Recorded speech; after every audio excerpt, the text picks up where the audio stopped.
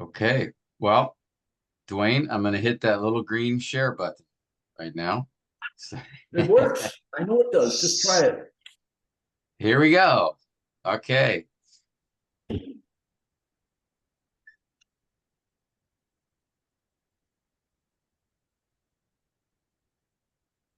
so we're going to keep forging ahead, looking at poetry, specifically the poetic analysis that we've been doing. Um, and we've looked at the first three. We started the fourth one. So the read and observe the poem. This is where we focus on the poem itself. Then identify the setting of the poem. What's the background? When was it written? Do we know who wrote it? To whom? What was, most importantly, what was the occasion? What prompted the writing of the psalm? And then we looked at the reviewed parallelism a little bit, looking at each verse and the connection between the lines within the verse. And then we left off last time with imagery.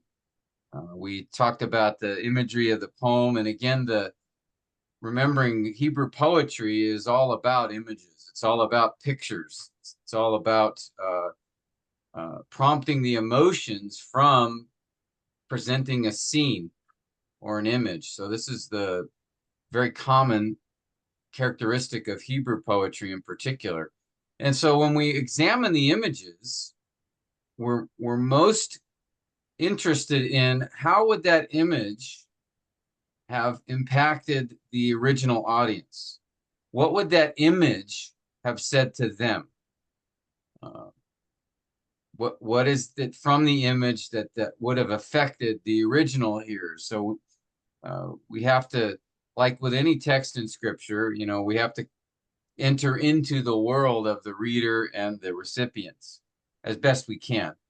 Um, so when we think about images, we don't think first, how will the image, what does that mean to me? We first need to think, what would that image have meant to the the original audience? And so when we're looking in the Psalms, obviously we're considering, for the most part, uh, a Jewish audience from the days of Moses all the way to the after the Babylonian exile.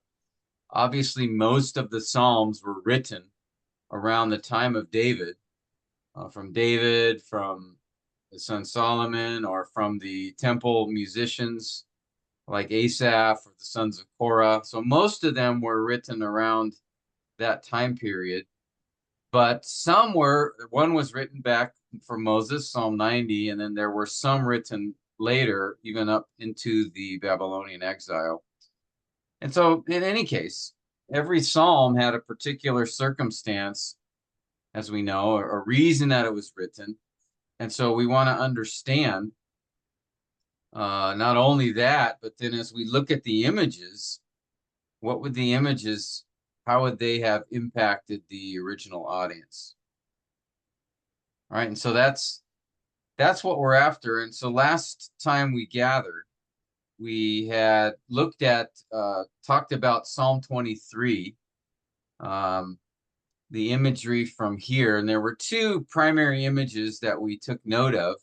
One was in verses 1 to 4 of a shepherd leading, uh, caring for, providing for the sheep, bringing them to a place of enough food and water and safety. Even the mention in verse 4 of when dangers are around, uh, the shepherd, God, the shepherd, Yahweh, the shepherd would protect. And then a second image. So the first image was verses 1 to 4. So it was quite a few verses. And the second image was more in verse 5 and carried the idea of um, sort of like a banquet, a picture of a banquet, and for an honored person. And in this case, David is expressing that God um, has prepared a table before his enemies, where he's been exalted, honored among them. So that's another image, but very small image. And so we see even in this poem, sometimes the images can be extensive, lasting for several verses. And sometimes it's just one verse, or even sometimes just a line that presents a particular image. And so in this psalm, we saw those two images, and we talked a little bit about them as well. So with that, not only are images and imagery important to identify in the poem, but also as well the figurative, the other poetic devices, figures of speech, and also some other ones. So we want to remind ourselves of the different figures of speech that we have looked at in the past. I know when I was in Malaysia, put Daniel on the spot there at our retreat, see if he could remember a figure of speech during one of the messages. He did correctly identified a metaphor, so that was good. But if you'll recall, we had several figures of speech that we looked at together, and it was in relation to we had comparison, or if you remember, we had the simile, the metaphor, so and hypocatastasis. So these were all forms of comparison. We had the attributing features, the personification, which was a human characteristic to a non-human object, and then anthropomorphism, zoomorphism were characteristics applied to God, either human or animal. Substitution, there were 4 different types there: metonymy, synecdoche, euphemism, and idioms. And then we considered hyperbole, the exaggeration, irony, where the meaning of the words together are not what their definition would be, but they mean something different. And then, of course, wordplay. And finally, merism, where we look at like day and night, heaven and earth, something that communicates totality, fullness. So these were the different figures of speech we looked at, we considered before. And so in poetic analysis, at this point, after we look at the images, we want to identify what figures of speech were used in the poem. And so I wanted to, again, take us back to Psalm 23 and see if we can find some of these images. I don't know if, is Shulong available? Can he read this? Shulong there?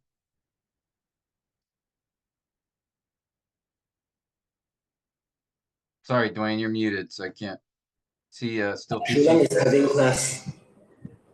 He cannot read. Oh, okay. John Chen, can you read? Are you available to read? Okay. Thank you. From verse? Can you just read the whole psalm, 1 to 6, verses 1 to 6? Okay. Thank you. A psalm of David. The Lord is my shepherd. I shall not want. He makes me lie down in green pasture. He leads me beside quiet waters. He restores my soul. He guides me in the path of righteousness for his name's sake. Even though I walk through the valley of the shadow of death, I fear no evil, for you are with me. Your rod and your staff, they comfort me. You prepare a table before me in the presence of my enemies. You have anointed my head with oil. My cup overflows. Surely goodness and loving kindness will follow me all the days of my life, and I will dwell in the house of the Lord forever. Great, thank you. Okay, so as we look at this psalm, I've got on the right here, I put all of the figures of speech.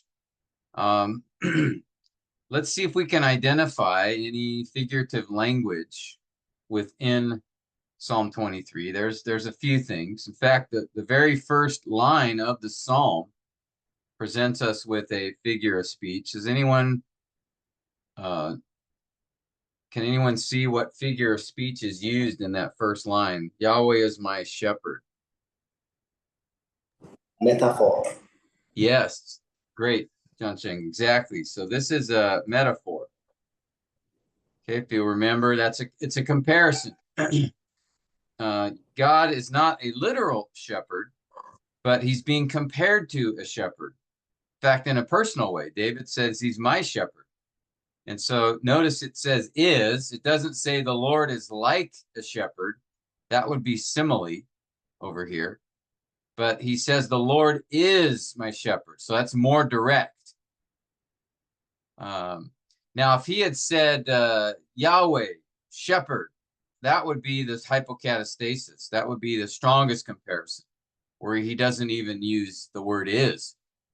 But in this case, that word is tells us we have a metaphor. So God is being compared to a shepherd. And then he describes in the following lines how he is like that shepherd, how he is a shepherd in the way that he cares for and protects. Okay, good.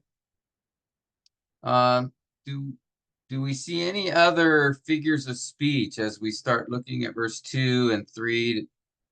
Or anybody see any other ones that are apparent?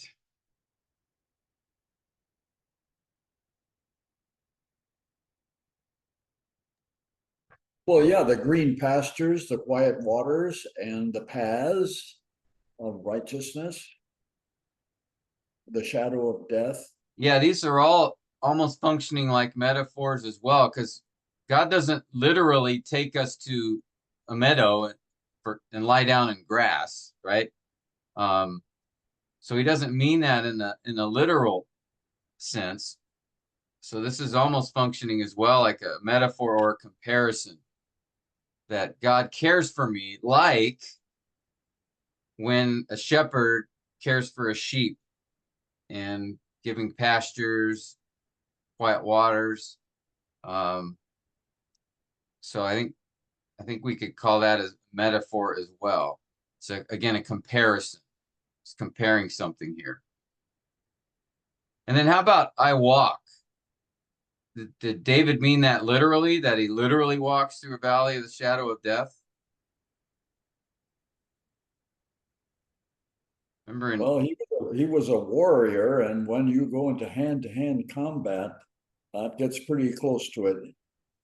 But of yeah, course, here the language isn't telling about hand-to-hand combat, but that's life. yeah, he's describing the difficult, right, when in those difficult times in life. So the word walk is often used as an idiom to describe living, living life.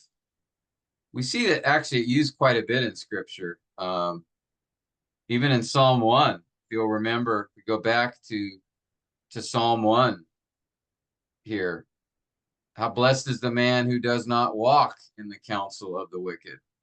So again, the idea there isn't literally walking with wicked people, but the idea of following in their lives, living among them. So this idea of walking is used quite often in that way, or even in the New Testament, we see the use of this term. Ephesians 2:2, you were dead in your transgressions and sins in which you formerly walked. So we see this term, it's a Hebraism really, used quite often. And we even use it today, let your walk match your talk, where we talk about it's not literal walking, but how we live.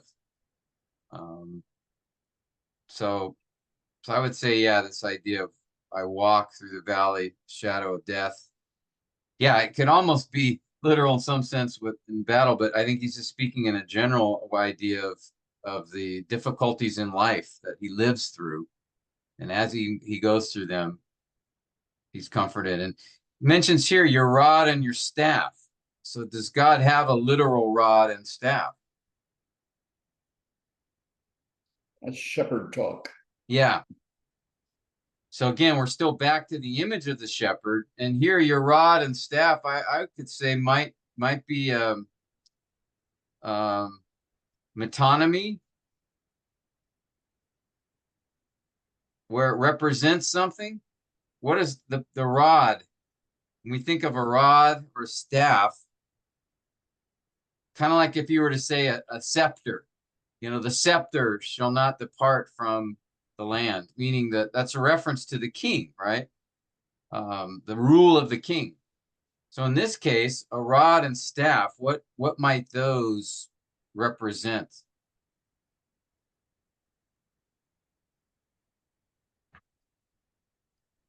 Again, we think of the image here of a shepherd. How does a shepherd use a rod and a staff in this context?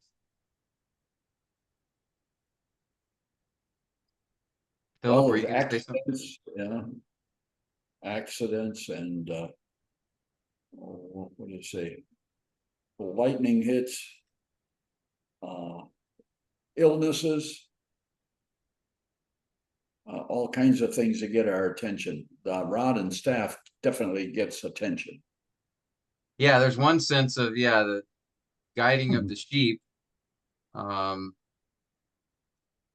sometimes knocking the sheep to get them in line. But I think here, right in verse 4, David's talking about when he's in times of trouble and difficulty, that God's rod and staff comfort him. So in what way is a rod and staff, what would that represent here in this particular line? Grace, it guides us to the grace and the mercies. Yeah. His protection even, right? When dangerous animals come along, that shepherd would use the staff for protection, for protecting the sheep. So here I think this idea of representing his protection even in this case, but also at other times, correction and things like that. But in this particular verse, I think he's describing it. Instead of saying, you protect me, he uses this imagery and this figurative language to say, your rod and staff, they comfort me. So I'm at ease, I'm comforted because I know you'll protect me, is the idea. But he says that in a more figurative way.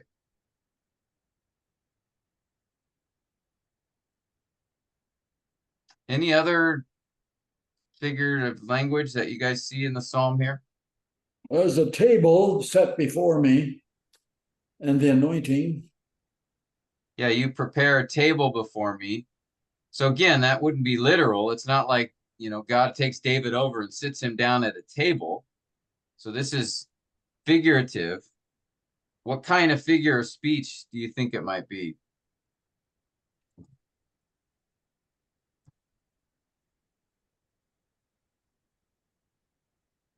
Come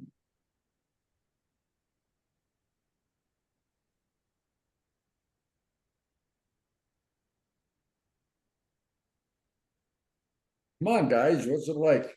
Yeah, Daniel, what do you think? I don't know. I'm thinking.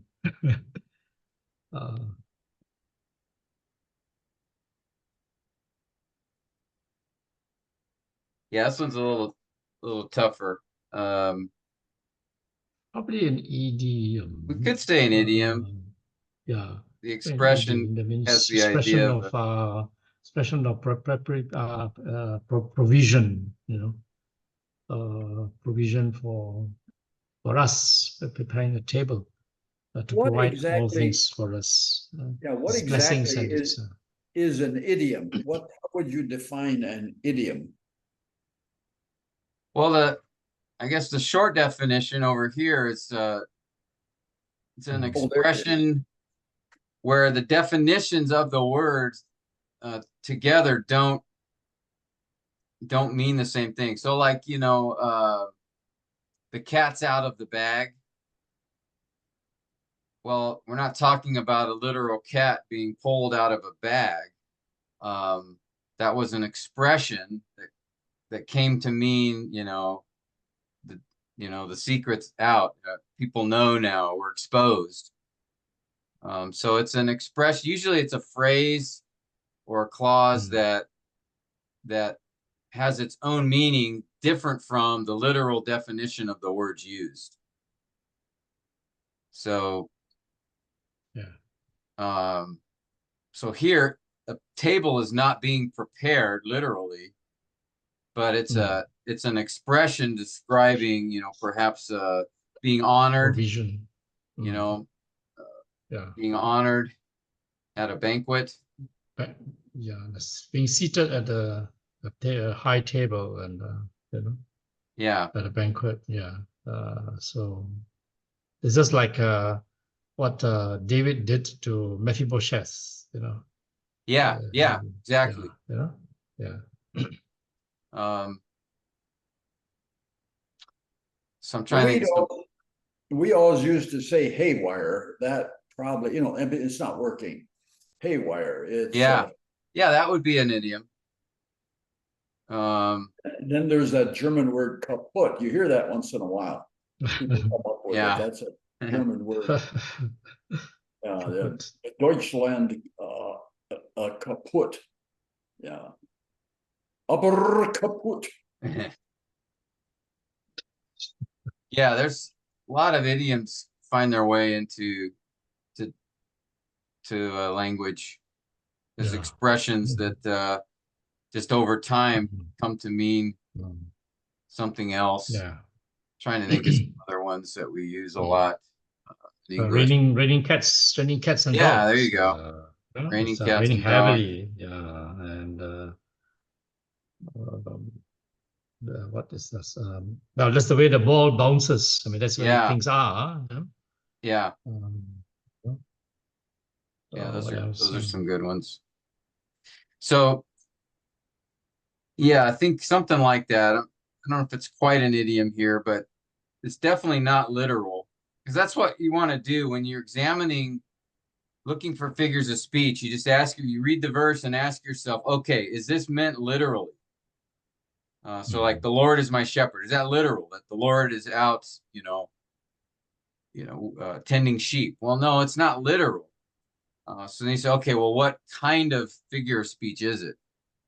So that's what I do. I go verse by verse and just add, okay, I read it, say, okay, is this meant literally? Does he literally make me lie down in grass? Or is this no, it's a figurative expression being used.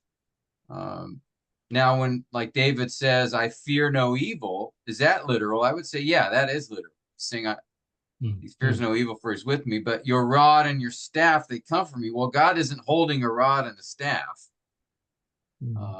But there's something about God that acts like a rod and staff. And I think the idea is the rod and staff represent his protection, like a shepherd who protecting his sheep from a wild animal would use the rod and staff.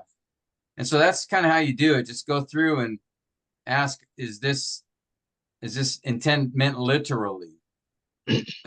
Now, when he says, surely goodness and loving kindness will follow me, I mean, you could say that's a personification, will follow, but I think still the idea, most of that's literal, though, and he's just saying that this will be God's goodness and loving kindness will be with me all the days of my life, will follow or pursue. Yeah, that cup overflows definitely is figurative too. Yeah. Now, what kind of figure of speech would that be, you think? That's really, I think, an idiom, right? Because he's not holding a cup overflowing, but it's an expression of provision and blessing. Provision, yeah. Right? Something like that. Yeah. My cup is full, or when somebody says, my heart is full, that would be a figure expression of happiness, joy. Yeah. Okay, but good. Yeah. So you caught one there in verse 5.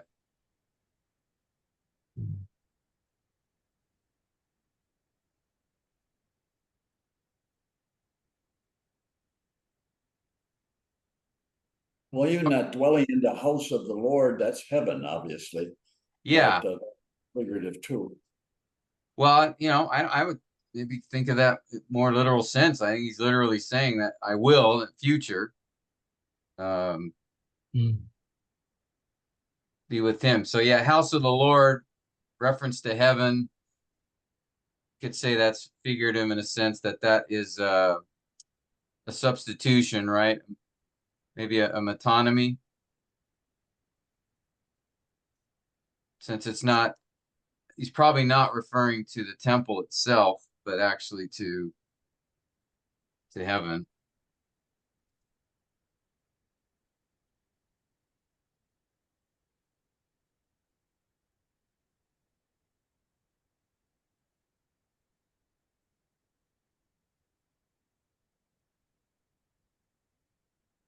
Okay, good.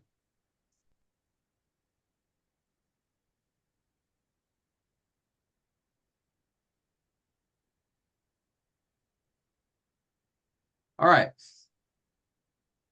Good. So we see there's several being used there. Now we want to consider other poetic devices. These are non-figurative devices, but they're used in poetry. We looked at these again previously. A refrain is kind of like a chorus, where it's the repetition of a phrase or clause, usually ends a stanza. We would see these as like a chorus in modern music. Repetition, a very common poetic device that is used in poetry. Apostrophe, you can remember that was like direct address. Oh Lord, oh my soul. So it's a direct address to someone who may or may not literally be there, present, with when he's writing, but he's going to directly address. We have interjection. So that's like behold or woe or indeed, certainly. These are words that are just inserted for emphasis. Sometimes we call it an exclamation. Ellipsis, it's where we saw before. Those are the omission of a word or a phrase, though it's assumed to be there. We see this a lot in poetry because Hebrew poetry tries to shorten statements. And so sometimes to do that, a word or a phrase will be left out, but it's still interpreted as being there. I think there's an example. I can't remember if there's one in that Psalm 23. Inclusio, we looked at, it looks like a refrain. It's a repeated word or phrase, but it's intended, it begins and ends a particular section. So it functions a little differently than a refrain. And then a rhetorical question, where that's a question asked, but the answer is not expected. Who is like the Lord our God? Well, we know the answer to that. No one is, but it's a question, rhetorical question that draws attention to itself. And then finally, another device was that Selah, which is used in the Psalms, likely for intending to pause in the reading or the music to reflect.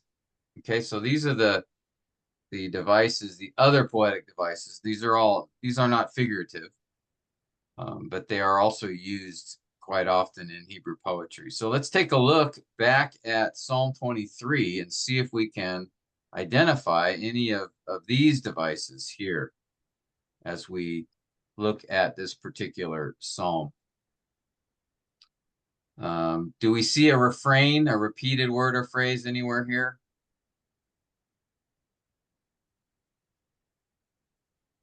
I don't think so. I don't see a chorus. There's no inclusio either. How about repetition? Do we see anything repeated? And it doesn't have to be the exact same word. It can be just similar words or ideas. Do we see any repetition here?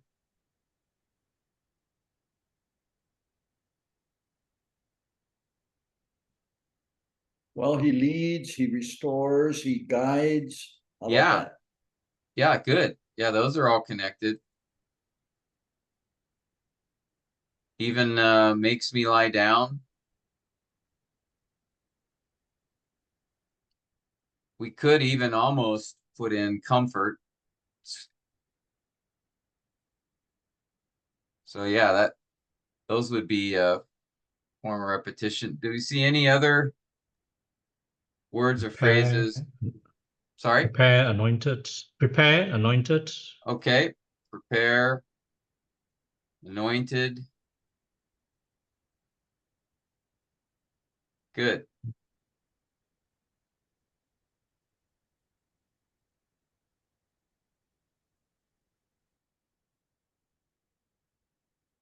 See, anything else?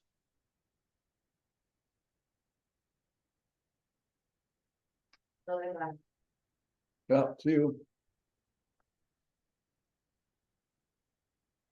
I think that captures it. All right, any other devices? Do we see any direct address, apostrophe, Holy Lord, or think we see anything? No interjections here. Ellipsis, are there any?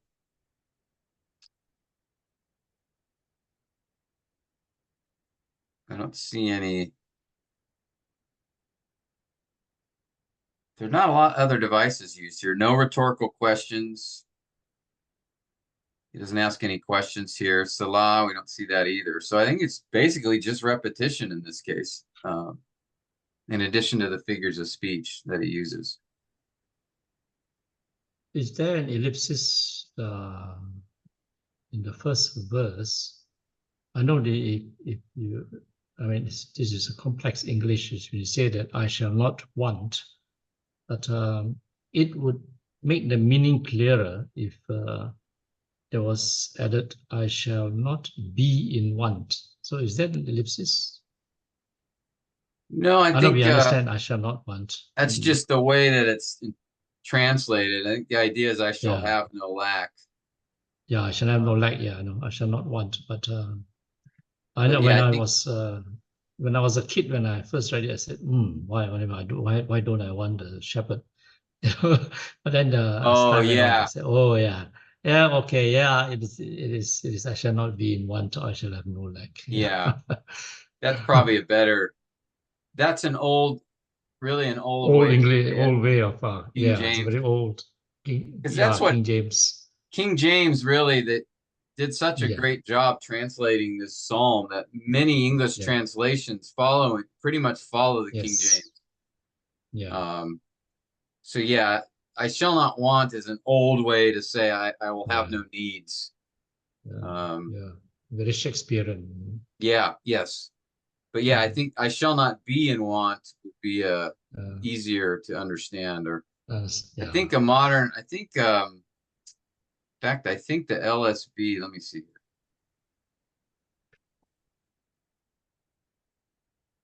No, the LSB kept it. The ESV, I shall not want. Yeah, see that?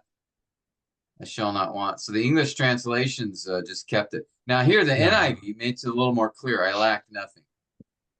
Wow. So the NIV kind of modified that a Depends little on bit. which edition, because my edition, which is the of the NIV, which is before. Let me see now. It is the 1984 edition. It says, "I shall not be in want." Yeah, this NIV here is the earlier edition. Mm. Mm. But in any case, yeah, most just kept the original King James. Mm. But in any case, I don't think there's any other poetic devices that we see here. So we've done those steps. So we've looked at the imagery, the poetic devices, and then lastly, at this point, after having done all of these steps for the poetic analysis, I like to have us just summarize each stanza at this point. See if we can, because earlier we identified in the structure of the poem the stanzas. Now it's okay, having done this examination, the parallelism, the imagery, the poetic devices, can we come up with an initial summary for each of the stanzas?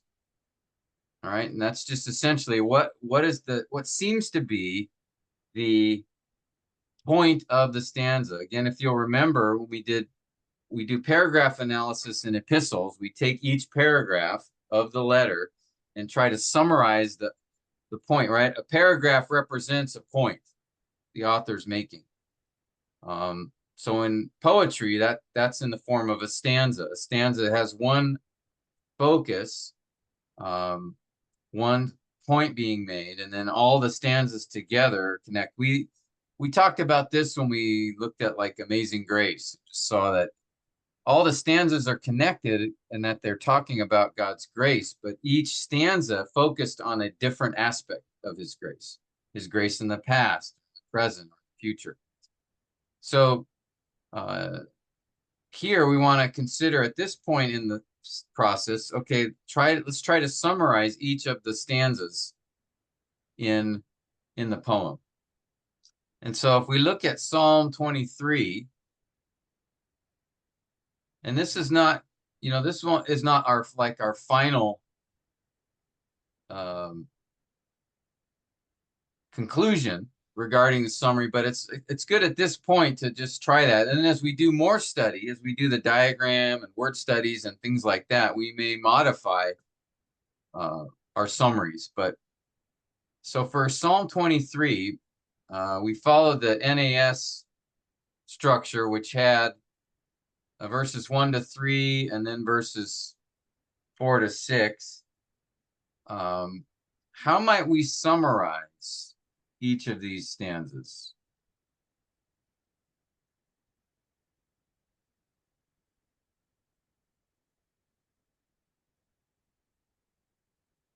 Anybody want to give a try? The Lord loves me. The shepherd loves the sheep. He really cares. Yeah, definitely the theme of care here. So compassion. Yahweh cares for his sheep. How's that? Well, it's verses people. 1 to 3. You got to make sheep people. Yeah. His disciples, trying to keep the. At this point, we're just focusing on the author. Something like that. And then we see in the next stanza, it's also a form of care, but it's a different kind, isn't it? How would we summarize verses 4 to 6? Well, he preserves his people, preserves his sheep. Preserves? Is that what you said? Preserves? Preserves, that might be a good word. Or yeah, something like that. Protects. Yeah. We're safe. I mean, he provides. How about provides? Provides. Yeah, that's in the other one. Maybe Yahweh provides for his people. The first one. All the peace. Yeah, if we want to be fancy, but cares for. Something like that. Again, at this stage, we're not making a sermon. All right, we're just trying to sort of summarize the author's point from what we've studied so far. We're going to come back to this when we get to the exegetical idea. After we've done all the steps, we'll come back to this and reconsider and perhaps modify. But at this stage, I think it's helpful to try to, from the study we've done so far, see if we can identify the point in each stanza. All right. So I think that's a good start. And yeah, obviously it's the focus of the psalm is God's care for his people. And then he even ends with that hope of care in the life to come. So good. All right, so that's just an example from what I wanted to do now was just take a little time and start working through Psalm 128 together and do this poetic analysis for the psalm, this psalm, where we'll go through each of the steps together on this particular psalm. I think this is one that I taught at our church retreat, Daniel. But I thought it would Yeah. be helpful to. It's a short psalm, so if you notice, it's only 6 verses, like Psalm 23. But I think it'll be helpful. So we'll spend some time on Psalm 128 as an example to go through together. Okay, so with that, why don't we begin by reading? Okay, read through the psalm together. Chun Si, if you're available, would you be able to read this for us? Yeah, sure. Good evening. The Welcome. Song of Ascents. How blessed is everyone who fears the Lord, who walks in his ways. When you shall eat of the fruit of your hands, you will be happy, and it will be well with you. Your wife shall be like a fruitful vine within your house, your children like olive plants around your table. Behold, for thus shall the man be blessed who fears the Lord. The Lord bless you from Zion, and may you see the prosperity of Jerusalem all the days of your life. Indeed, may you see your children's children. Peace be upon Israel. Okay, great. Thank you. All right, this was the New American Standard Version, by the way. So why don't you guys take a couple of minutes, go ahead and read through this again on your own, and just make any observations that you see. Normally, we want to read through it many times. Go ahead and read through it again on your own and make some observations. What do you see here? What sticks out to you? Just again, we're not interpreting at this stage. We're just getting to know the psalm. We're looking for patterns, anything that doesn't make sense that we have questions about, anything that seems significant, anything that's interesting. You're just noticing things. So take a few minutes, guys, and do that on your own, and we'll come back together and discuss that. All right.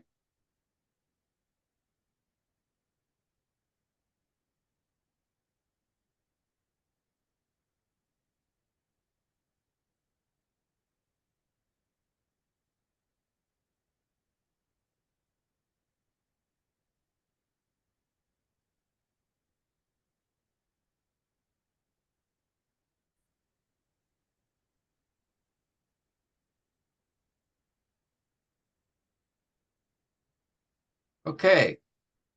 Well, let's make some observations then. I've got the text on the right here.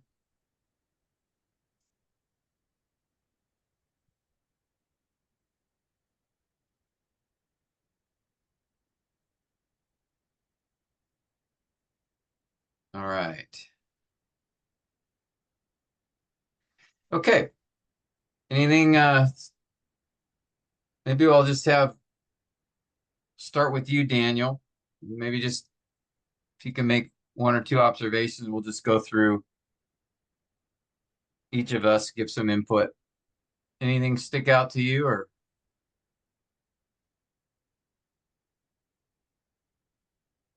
You're muted, by the way. That is an inclusio. Okay, Verse it's on 1 inclusio. and 4. Verses 1 and 4.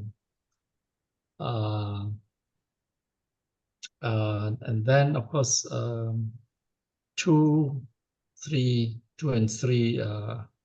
It's a form of repetition, but focuses on focuses on the work as a man's work, and then the family, the wife and the children. Okay, yeah, so you can see sort of a specific theme Yeah. here. The wife Yeah. and children, particularly in verse 3. Yes. So maybe verse 2 focuses yeah. on a man's work, and then The verse man's 3. work. Yeah. Yeah. And then we at the camp we talk about the wife being fruitful wine and so on. Yeah. The children Yeah. olive plants. Yeah. Yeah. Okay, good.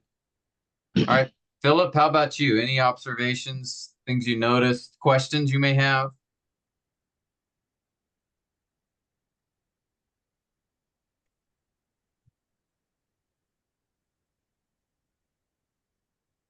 Mhm. Yeah, I can hear you. So, or is it verse 5, the Lord bless you from Zion, figurative or figurative, or it's Okay, we present? could have that. Is this figurative? That's I won't answer the question because right now we're just making observations. So yeah, that can include questions Yeah. that you might have. And or figurative, or the presenting Zion as the throne of the king. All right, good question.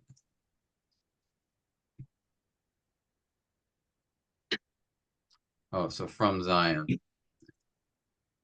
Okay, good. About one more observation or question, Philip, you have.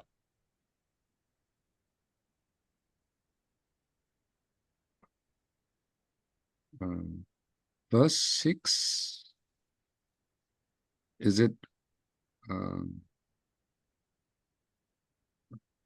also figurative? Because indeed may you see your children's children, like blessing for long life. So ask, is this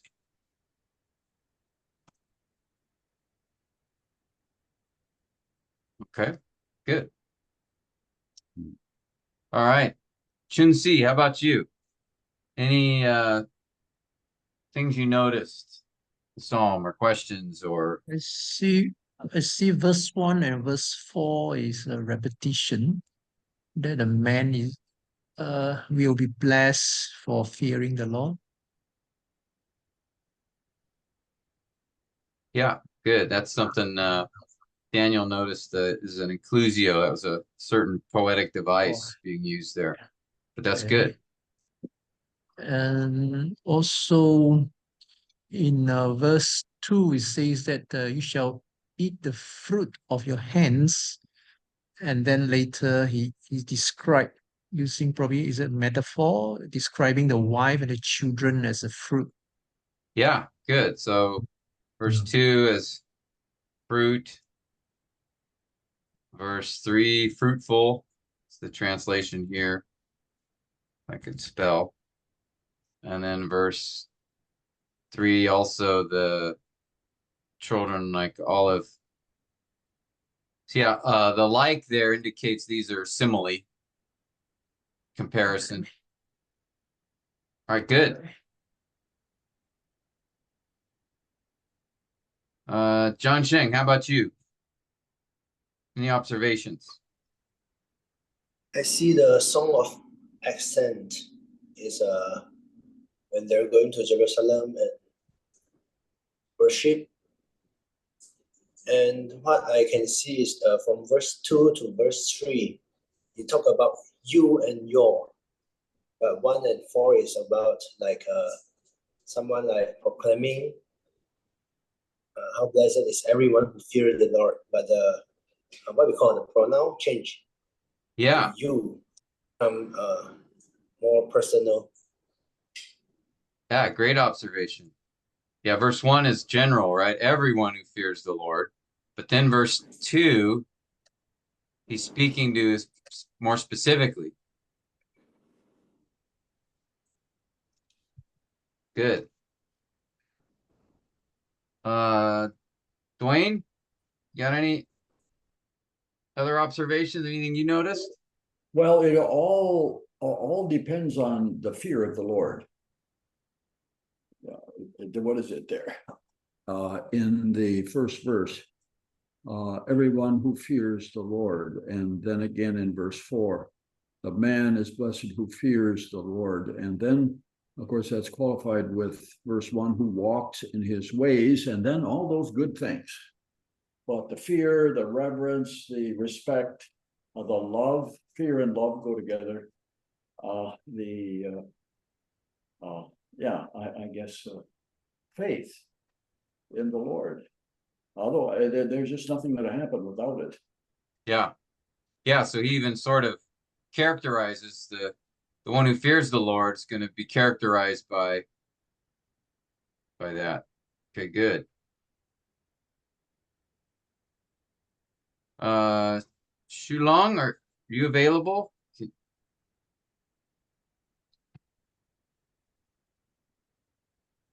have any observations?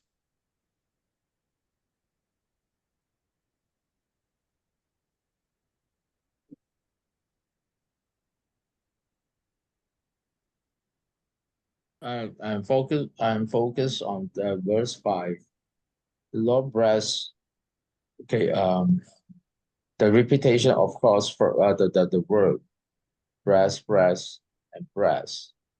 Yes, that's really emphasized, isn't it? So we have verse Yeah. 1, 4 and 5. 4, 5, and then even there's some similar words, right? Prosperity, Yep.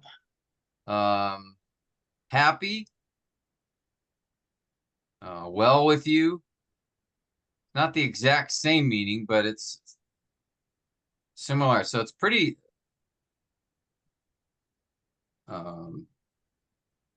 it's an emphasis in the psalm.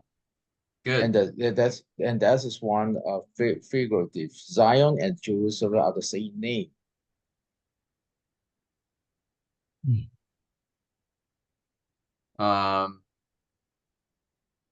I forgot the was that. So this type of was a figurative because it's mentioned about Zion, Jerusalem, and Israel. Yeah, all three are mentioned in those last two. Good. All right, good. Does anybody have any other observations or questions? Anything else that they noticed here?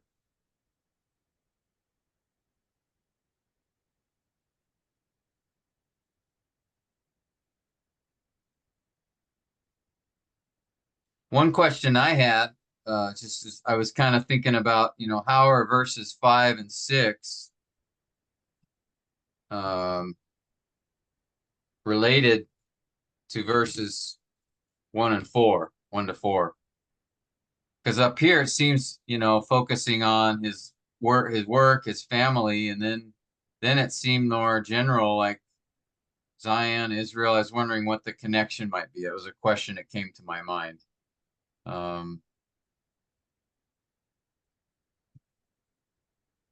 Another one that came to my mind was Zion.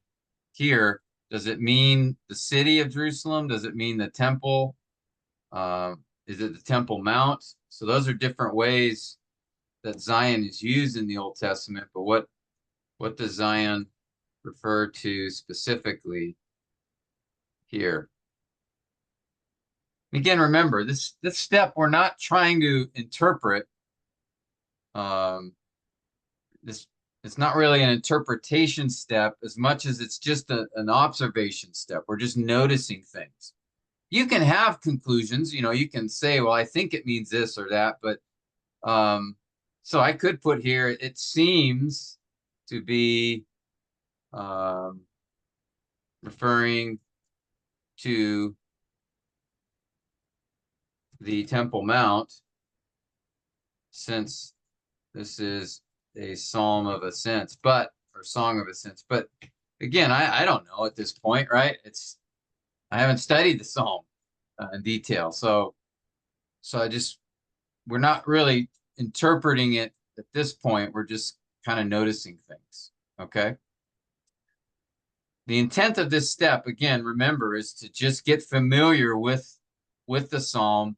And instead of just reading it a few times, that's good, but we want to encourage, the active reading.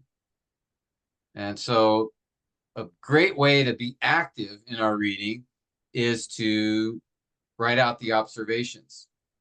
And another thing that I like to do is, when I do this step, is also to look at other translations. All right, so for example, the ESV here, and comparing it to the New American Standard. and seeing sometimes differences will come out. Here the ESV adds walk in obedience, walk in his ways. So there's a slight difference there. You will eat the fruit, notice, of your labor instead of hands. Notice they use the term blessing and prosperity will be yours in the ESV, as opposed to happy and well with you in the New American Standard.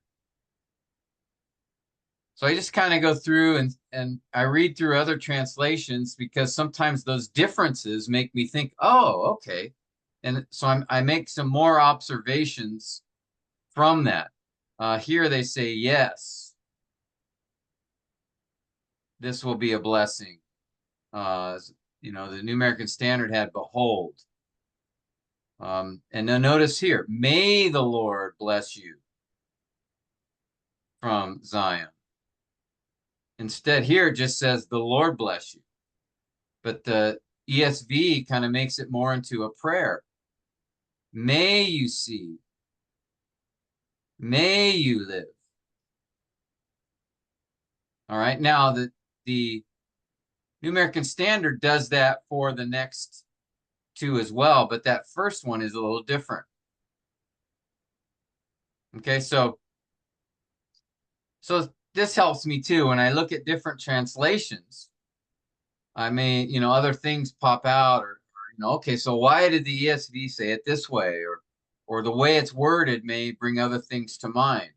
And then of course you can look at you know, Mandarin Chinese translation or a Bahasa translation or whatever. You can look at it in those as well and see the differences.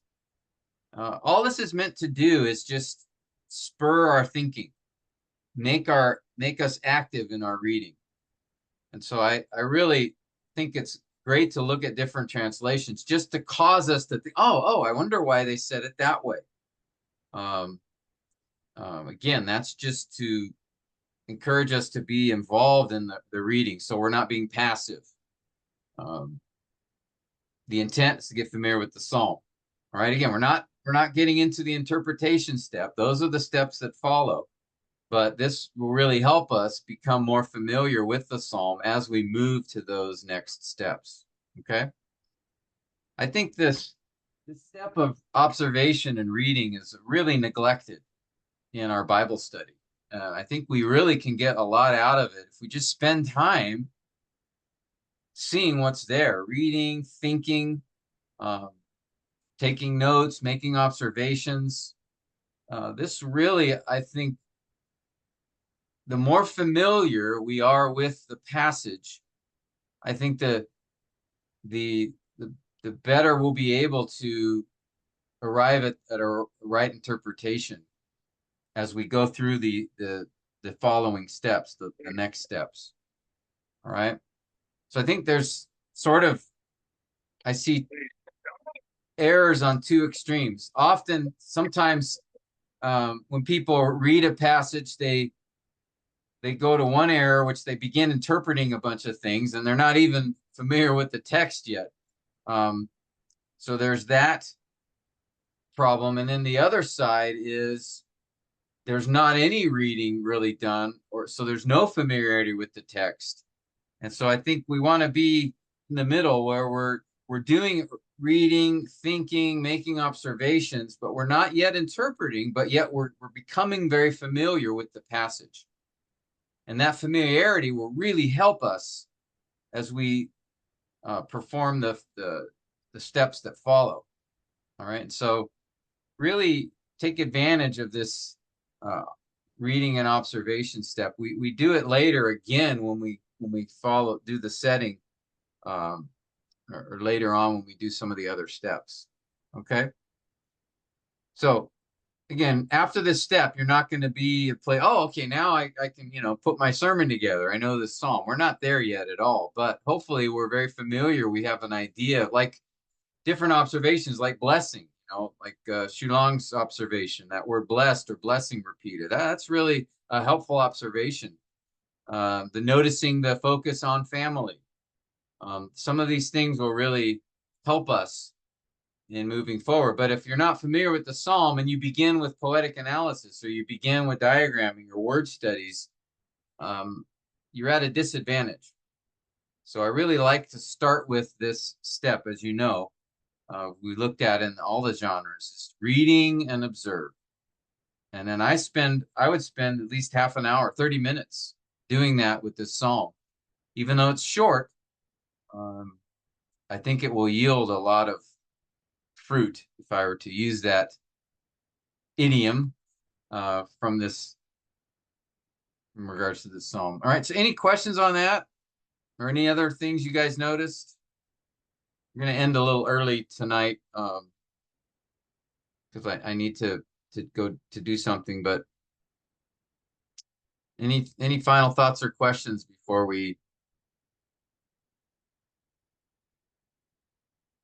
So get familiar with this psalm. Next time we gather, we'll continue to go through Psalm 128 together, focusing on that. As I mentioned earlier, some of you guys weren't here, but I will be gone for the rest of July. I'll be in Turkey and then in Pakistan. So we won't be able to gather again until August, beginning of August. So we get a little bit of a break from me in that, but I appreciate your prayers for the trip.